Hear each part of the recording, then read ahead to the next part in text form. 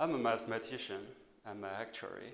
I started a consulting firm, PhotoX, helping insurance company refine their capital strategy using a branch of mathematics called stochastic analysis.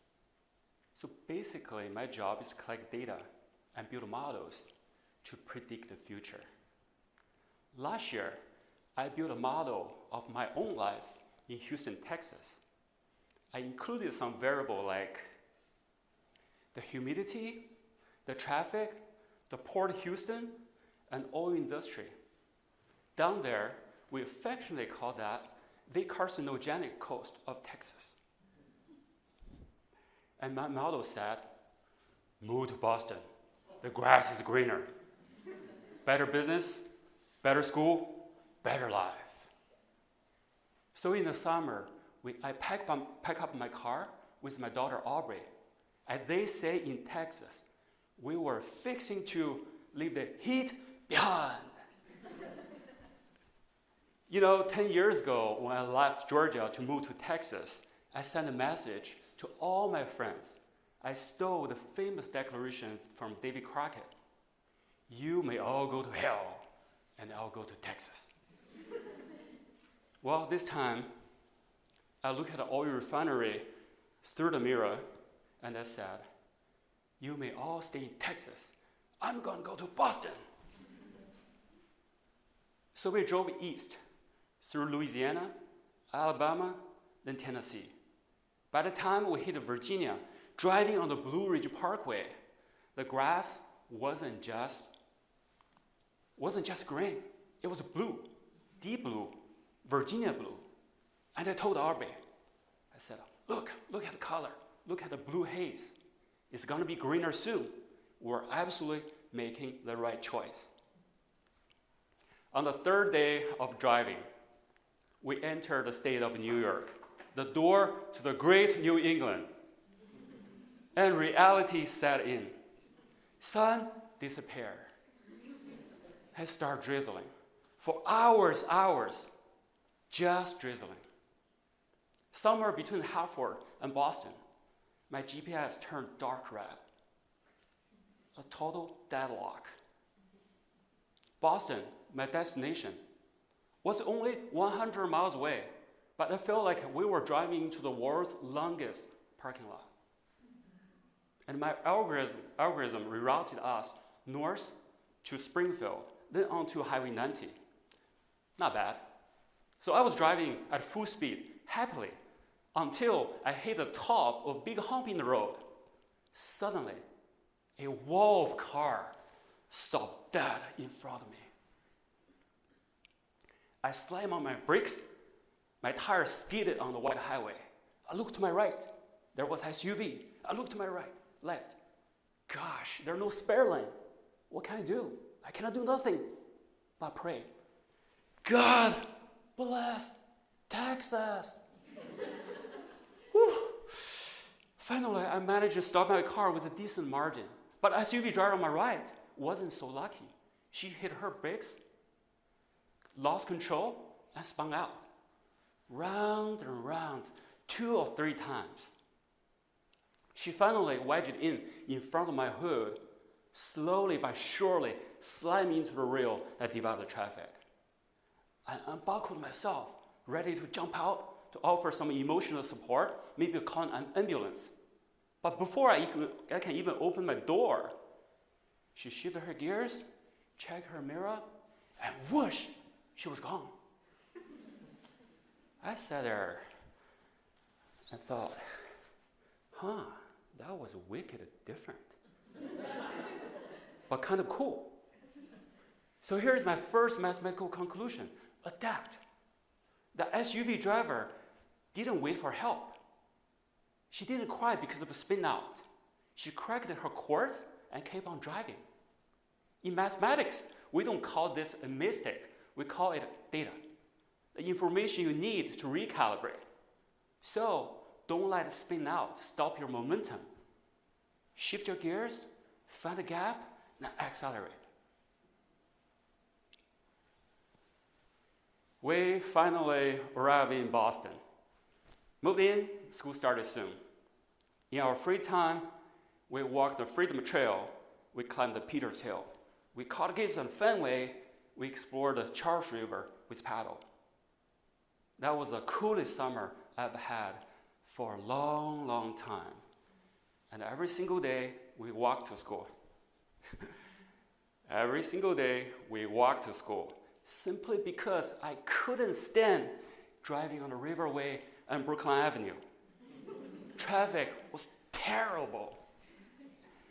Cars greet each other by honking like crazy. So we switched to walking along the muddy river, navigating through the Canada geese, and hopping over the gifts they left behind on the sidewalk. And I told Aubrey, my model was right again. Look, the goose poo is really greener here. But even then, variables started to change. Reality hit. Talk about my business, Folio X. I had thought Boston is a hub of intellect. Consulting should be easy. Wrong. In the South, a handshake over a cup of coffee or sweet tea. You talk about family, you talk about football, they think you're a good guy, deal is done. But here, I walk into their office. Before I even can say, howdy, I was grilled by a question like, who got you here? Who is your lead investor? Who is on your board? Prove it. The market is smarter. The competition is stronger. A handshake isn't enough. You need a peer-reviewed proof of concept. And talk about school. I brought my daughter Aubrey to the Windsor community. Suddenly, she wasn't just a new kid on the block. She was in an environment of these brilliant, high-achieving young girls. Everybody's pushing. Everybody trying to, not just to succeed, but to explore, to lead, and support one another. Among these compounding potentials, the pressure is just different. And the wind started blowing, and the foliage began to fade away. I started to feel a different kind of cold. Not because people are not warm, they are, but because I felt like an outlier in this new sample space. For months, I was searching for confirmation, or even a sign that I actually belong here. My approach was pretty random, or stochastic. I would just hop on the T, ride from Alewife to Braintree, from Brookline to Wonderland, back and forth, back and forth.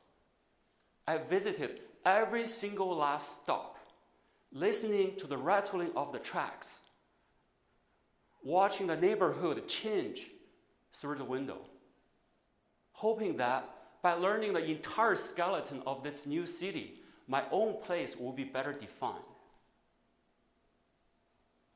In the end, I found an answer in the Arnold Arboretum.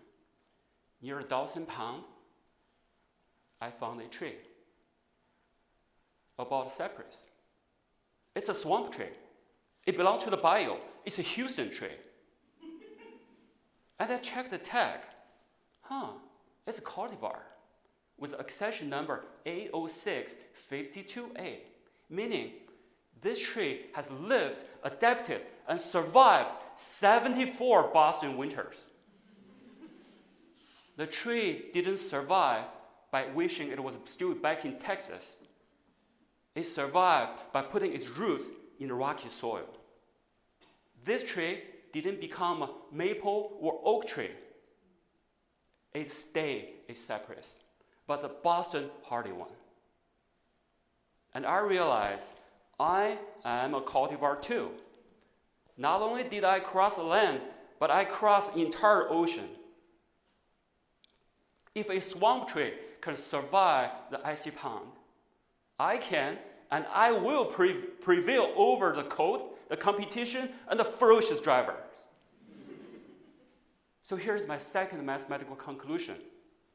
Stay yourself. In the Boston movie, The Departed, in the very opening line, Jack Nicholson's character says, I don't want to be a product of my environment. I want my environment to be a product of me. Look, I spent more than 20 years in the South. My roots are in the Southern hospitality and data. That's my core algorithm. Adaptation doesn't mean erasing that. It means run the algorithm in a new environment. So that's it. That's a formula. I need it and I found. But some of you might be wondering, how do you apply the formula in your daily life? And I have two things to share with you. First, strive to adapt. I remember when I first time moved here, I felt like I was watching a big party through a big window. But gradually, I stopped waiting for an invitation. I started showing up at community events. I started volunteering for school. I repeatedly asked my barista for my daily routine until they actually remember my name. I even switched my coffee from Starbucks to Dunks. You cannot just stay outside the fence and wishing the grass was yours. You have to open the gate and start planting. And number two, while adapting, stay true to yourself. I talk about road rage again. Back in Houston, honking at someone is a highly risky game. But here, road rage is purely theatrical. People honk, they throw up their hands, they scream, they act, but they don't shoot.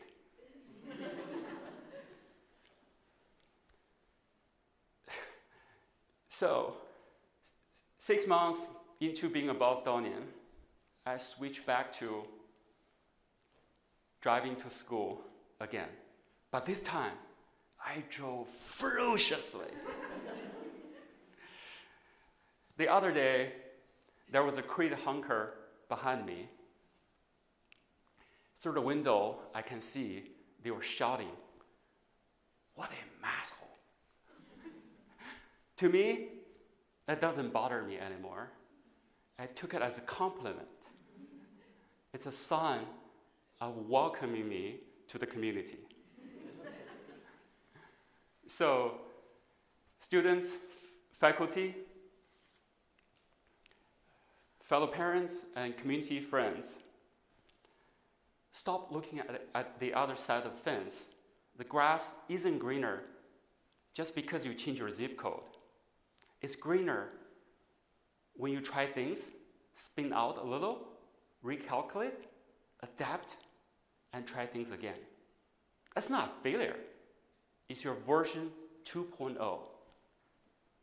And if someone honks at you along the way, academically, socially, in the workplace, or simply on Brooklyn Avenue, just smile and wave it back. It probably means you're officially part of the system now. And this is not just the Boston way or the Houston way. It's calculus. The calculus of adaptability integrated over time and your core character. And that, my friend, is just good math. Thank you.